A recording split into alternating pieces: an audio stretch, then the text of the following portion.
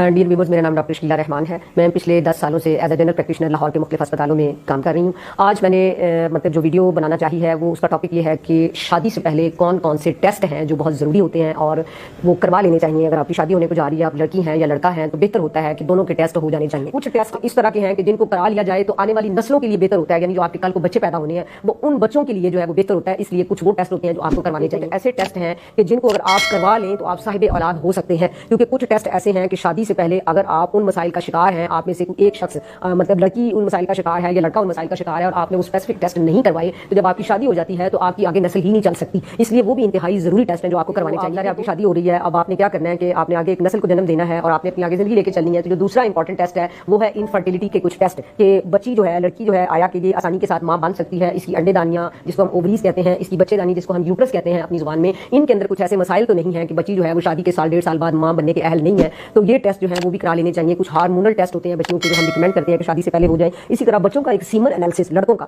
بڑا important test ہوتا ہے جو آپ یقین کریں 10-12 سالوں سے میں ڈاکٹری کر رہی ہوں، میرے پاس انفرٹیلٹی کے کیسز آتے ہیں. انفرٹائل شادی کو 6 سال ہو گئے، 7 سال ہو گئے، 8 سال ہو گئے، بلکہ میں بڑی حیران ہوں. آج میرے پاس ایک ایسا کیس آیا جن کی شادی کو 9 سال گزر گئے. بچی کی انہوں نے 9 سالوں سے وہ مختلف ڈاکٹروں سے دوائیاں لیتے پھر رہے تھے، لیکن لڑکے کا ایک بنیادی ٹیسٹ شادی سے پہلے تو درکنار شادی کو 9 سال گزر گئے تو وہ ٹیسٹ انہوں نے نہیں کرایا. میں نے ان کو ریکمینڈ کیا، وہ ٹیسٹ، اس کا رزلٹ آیا تو آئی واز شاکڈ. جو سپرمیا سیمن انالیسس میں سپرم آ ہی نہیں رہے تھے، 0% نل سپرم تھے، یعنی بچہ بنانے کی اہلیت سرے سے موجود ہی نہیں تھی اس بچے میں. تو یہ تو میں آپ لوگوں کو اپنا تجربہ بتا رہی ہوں نا، جو میں ڈیورنگ اپنی جو ہے پریکٹس میں دیکھتی ہوں. تو یہ جو سیمن انالیسس ہے بچوں میں، مردوں کا جو ٹیسٹ ہے، اس میں ہم چیک کرتے ہیں کہ ان کے اندر سپرم جو ہے نارمل جتنے ہونے چاہیے وہ ہیں. پھر ہم یہ دیکھتے ہیں کہ سپرم کی کوالٹی بہتر ہے یا نہیں. کچھ سپرمز کی ٹیل نہیں ہوتی، کچھ کا ہیڈ نہیں ہوتا، کچھ جو ہے وہ سلگش موٹائل ہوتے ہیں، کچھ اموٹائل ہوتے ہیں، کچھ ڈیڈ سپرم ہوتے ہیں. تو شادی سے پہلے اگر یہ ٹیسٹ کرا لیا جائے تو یہ بھی ایک بہترین چیز ہو جاتی ہے لڑکا اور لڑکی دونوں کے لیے. کہ مرد کو بھی وہ اپنے آپ کو بہتر محسوس کرتا ہے کہ میں باپ بننے کے اہل ہوں اور میرے اندر ایسی کوئی خامی نہیں ہے کہ جو باپ بننے میں دقت یا مشقت کی طرف مجھے لے جائے. جو انتہائی انپورٹنٹ ٹیسٹ ہے جس کے اوپر میں سمجھتی ہوں کہ اویئرنیس بہت ضروری ہے. آپ لوگوں کو پتہ ہونا چاہیے کہ بلڈ گروپ کی کمپیٹیبلٹی، کہ جو لڑکی ہے اس کا بلڈ گروپ جو ہے، بلڈ گروپ ہوتا ہے A B O، اس طرح کے یہ بلڈ گروپ ہوتے ہیں. لیکن اس میں ایک چیز آپ نے دیکھی ہوگی، جب آپ اپنا بلڈ گروپ کرانے جاتے ہیں جی، B positive, A positive, B negative, A negative, O positive یا O نیگیٹو، تو یہ پازیٹیو اور نیگیٹو جو ہے یہ کیا بلا ہے ذہن میں آتا ہے انسان کے. تو اصل جو مسئلہ ہے وہ اس پازیٹیو اور نیگیٹو کا ہے. تو لڑکے اور لڑکی کا اس کو ہم RH فیکٹر کہتے ہیں. RH فیکٹر جو ہے وہ مسٹ ہمیں پتا ہونا چاہیے کہ لڑکی کا RH فیکٹر پازیٹیو ہے یا RH فیکٹر نیگیٹو ہے. کیونکہ ایک ایسا کپل جس میں لڑکی کا RH فیکٹر نیگیٹو ہے اور لڑکے کا RH فیکٹر پازیٹیو ہے، جب ان کی شادی ہو جاتی ہے تو ان کو اللہ کے فضل و کرم سے جب حمل ہوتا ہے، بچہ پیدا ہونے والا ہوتا ہے، تو نیگیٹو اور پازیٹیو RH فیکٹر ماں کے اندر کچھ ایسے اینٹی باڈیز بنا دیتے ہیں جس سے ماں کے جو خون کے خلیے ہیں ان کے لیے وہ نقصان دہ ہوتی ہیں، یا بچے کے جو ریڈ بلڈ سیلز ہیں وہ تباہ ہونا شروع ہو جاتے ہیں، ٹوٹنا شروع ہو جاتے ہیں.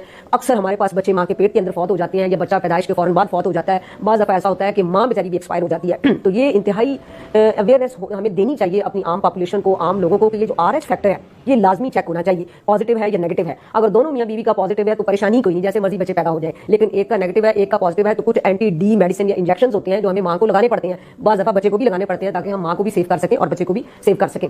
لیکن ہمارے ہاں اس ٹیسٹ کی کوئی ویلیو نہیں ہے، کوئی اویئرنیس نہیں ہے.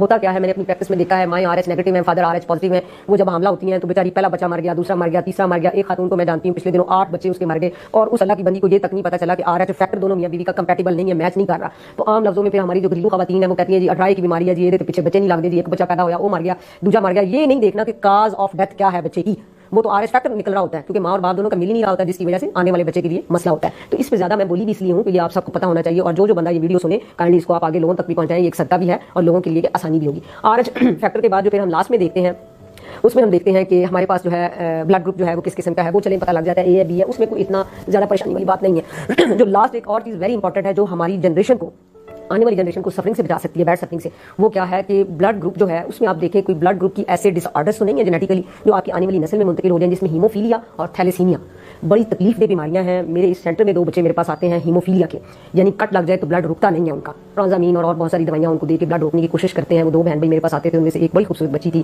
6 سال اس کی عمر تھی، 6-7 ماہ پہلے اس کی ڈیتھ ہو گئی ہے. کٹ کہیں لگا، بلڈ رکا نہیں، بڑی خوبصورت بچی تھی. مجھے جب اس کی ڈیتھ کا پتہ چلا تو میں بڑے دن افسردہ رہی ہے جان کے. اب اس کا وہ ایک بھائی آتا ہے 8-9 سال کا ہو گیا ہے. وہ والدین بیچارے اس کو کٹ سے بچاتے ہیں، پوری کوشش کرتے ہیں کہ کہیں کوئی ایسا زخم نہ لگ جائے جس سے خون نکلنے لگ جائے، کیونکہ ہیموفیلیا کے بچوں کا خون کٹ لگ جائے تو خون رکتا نہیں ہے، یہ ہمیں پتہ ہے. تو اس لیے شادی سے پہلے خدا لڑکی اور لڑکے کا یہ ٹیسٹ بھی ہونا چاہیے، بلڈ ڈس آرڈرز ٹیسٹ، یعنی کہ اس کو کہیں ہیموفیلیا کا ڈس آرڈر تو اس کے بلڈ گروپ میں نہیں چل رہا. دوسرا تھیلیسیمیا میجر اور مائنر، آپ لوگ اکثر واقف بھی ہوں گے، خبروں میں سنتے رہتے ہیں، آپ لوگ ٹی وی ڈراموں میں دیکھتے رہتے ہیں یا آپ لوگ مختلف چینلز پہ دیکھتے رہتے ہیں کہ تھیلیسیمیا کے بچوں کو مسلسل کنٹینیوسلی بلڈ لگانا پڑتا ہے، ان کا خون نہیں بنتا، ان کی جو ہیموگلوبن ہے اس پہ ڈس آرڈر آ رہا ہوتا ہے. تو جن والدین لڑکی کو اگر تھیلیسیمیا مائنر ہے وہ کسی تھیلیسیمیا مائنر شخص کے ساتھ شادی کر لیتی ہے تو ان کے جو بچے پیدا ہوں گے ان کے اندر بھی یہ ٹرانسفر ہو جائے گی بیماری، اور پھر کل کلاں کو وہ بھی ٹیسٹ کیے بغیر آگے جس کے ساتھ شادی کریں گے تو یہ منتقل وراثتی طور پہ بیماریاں بلڈ گروپ ڈس آرڈرز کی جو ہوتی رہے گی ماں باپ سے بچوں میں اور بچوں سے پھر آگے ان کی نسل میں. اسی طرح تھیلیسیمیا میجر ہے ایک اور ایک مائنر ہے، تو ان بیچاروں کا بچہ جو ہے وہ اس کے بچنے کے چانس بہت کم ہے، یا اگر وہ کسی طرح بچ بھی گیا ہے تو والدین کو بلڈ لگوانے کی، بلڈ ٹرانسفیوژن کی انتہائی تکلیف دہ مراحل سے گزرنا پڑتا ہے. کبھی آپ چلے جائیں کسی ایسے سینٹر میں جہاں پہ یہ بلڈ جو ہے وہ ڈونیٹ کرتے ہیں لوگ، اور یہ سارا ڈونیٹڈ بلڈ تھیلیسیمیا کے بچوں کو لگتا ہے